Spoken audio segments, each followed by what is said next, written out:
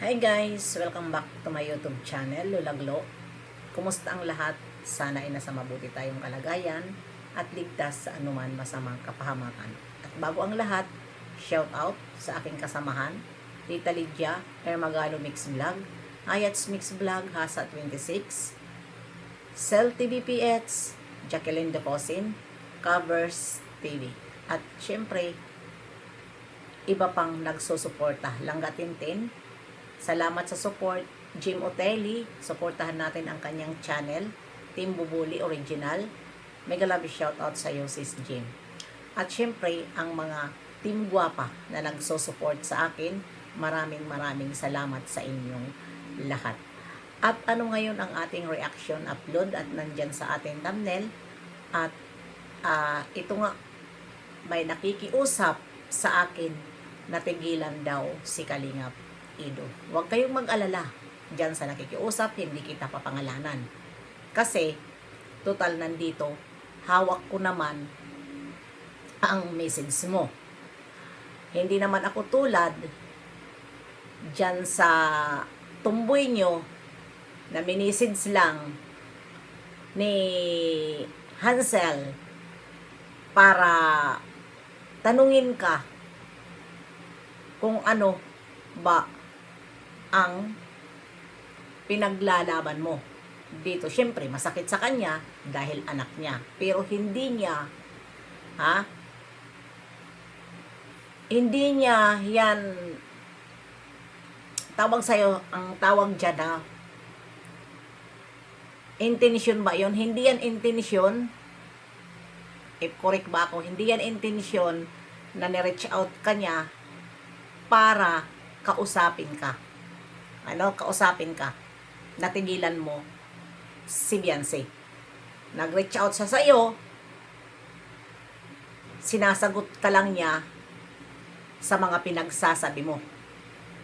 Pero ang kapal ng mukha mo, sinabi mo, hindi mo pa nga siya sinagot, blinak ka na. It mean, blinak ka niya dahil hindi ka niya kailangan. At least, nakamessage siya sa'yo. Yun, ha? Ngayon, yung nakikiusap sa akin na tigilan na daw na wag i-content at tigilan na ang paninira kay Kalingap Ido. Wala akong paninira sa idol nyo. Reactor kami, bis lang ako sa mga issue.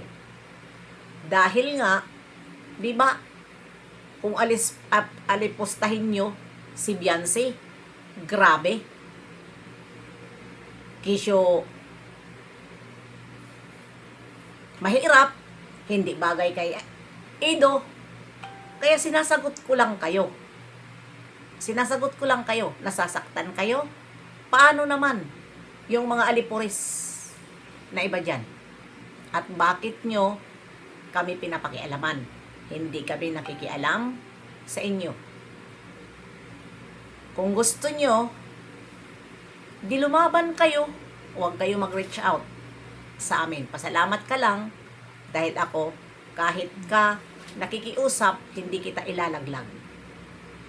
Hindi kita papangalanan dahil hindi naman ako ganon. At hindi naman masama ang message mo. Yun lang, nakikiusap ka, natigilan si Kalingap Ido.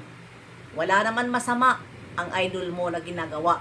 Total, di ba? Idol ko rin siya noon dahil nagcha-charity. Pero, saan ba nag-umpisa ang gulo na ito? Dapat noon, sinabihan niya na irespeto natin ang pag-ayaw ni Beyonce. Pero ano ang ginawa niya? Di ba? Malaking gulo ngayon dahil ginamit si Beyonce na ngayon sa mga anti-Kalingap. At ang Kalingap noon na nagmamahal sa Kalingap ay naging anti-Kalingap na at sumanib na sa mga antay. Di ba? Ito ngayon ang malaking gulo. At tingnan nyo naman ngayon. Di ba? Nahatak ba lahat ni Ido ang supporters na 15 minutes. I have yun. Nahatak ba ni Ido lahat ang supporter? Hindi niya nahatak ang supporters lahat. Ano ngayon? Di nagkagulo-gulo. Lalong gumulo. Nasaan? Ang kayabangan nyo noon. Na gusto nyo pahiwalayin ang dalawa. Dahil yun ayaw nyo kay Beyonce. Dahil mga one-sided kayo. Hindi nyo alam kung ano ang magiging resulta. Di ba ngayon? Ano ang naging resulta? Ayan na. Nakita nyo na. Di ba? Si Beyonce tinanggap na ang dapat tanggapin. Naging lalong antay-kalingap na si Beyonce ngayon. Dahil, saan ba siya magpapakampi?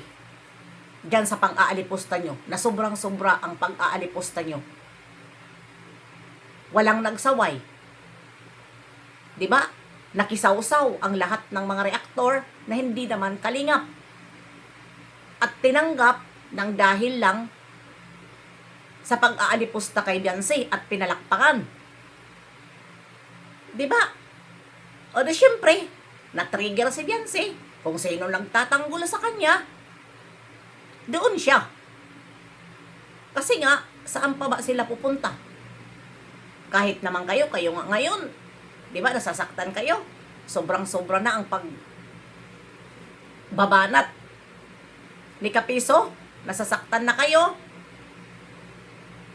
Di ba? Sobra-sobra na ang banat ni Kapiso. Wala na sa hulog din dito sa Kalingap.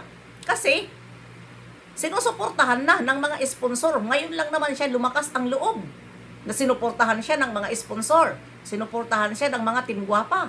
Hindi naman siya gaano noon ganyan. Si Kapiso. Sa totoo lang. Di ba? Nang dahil, ngayon din, malakas ang loob dahil ayan na, si Bibi Beyonce. Dahil sa inyo. Di ba? Itinulak nyo si Beyonce doon sa taong kumakalaban sa Kalingap. E di syempre, si Beyonce ang sikat, susuportahan. Yun lang yun. Diba? Kaya ikaw, Ido, ikaw ang nagpagulo. Dahil, nung time na yon, nasasayo, si Beyonce, diba ipinapahiya mo? Hiyang-hiya ka. Kahit nga tanungin ka, kung mahal mo si Beyonce, ang hirap mo sagutin, iniiba mo. Ang sagot, ilang bisis ka ba sinagot? Sino pa yan? Yung Galyada? Napapansin ko lagi siya ini-interview niyan. Ni Galyada. Basta ako, ano ba yan? Kasi hindi ko naman kilala lahat dito sa mga Kalingap, yung mga ilang bisis ka ba ini-interview? Kung sinasabi mo na mahal mo ba si Beyonce, iniiba mo ang istorya. Ito naman na mga nag-i-interview, basang-basa ko, tinatakpan ka. Kahit mali ang sagot mo, sasabihin nila, ayun, mahal ni Ido si Beyonce. Di ba ginagawa niyong tanga ang viewer? Para lang magka-views kayo noon na si Ido at si Beyonce pa? Halatado kayo eh. Di ba? O ngayon, na nagkagulo at hindi kami sumunod, at ito nga, nire-reaksyonan ko si Kalingap Ido, makikiusap kayo sa akin? Ay, huwag kayong mag-alala. Hindi ko pa naman binabanatan yung idol nyo. Hindi ba naman ako naninira ng idol nyo sa pag-charity niya? Dahil isa rin ako na humahanga sa pag-charity niya. Pero dito siya nagkamali. Sa binigay sa kanya ni Kalingap Rob na trabaho. Di ba kay Kalingap Rob siya? Kiboy siya ni Kalingap Rob. Karapatan niya, nasakyan niya kung ano ang dapat sakyan sa sukmed. Hindi yung magpapakita, porkit hindi niya mahal, ipapakita niya dahil takot siya sa mga ibang babae. Ang hirap ng playboy.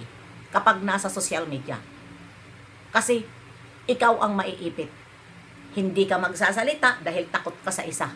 Hindi ka magsasalita dahil takot ka sa isa. Ganon ang playboy. Walang pinaglalaban. Kasi takot.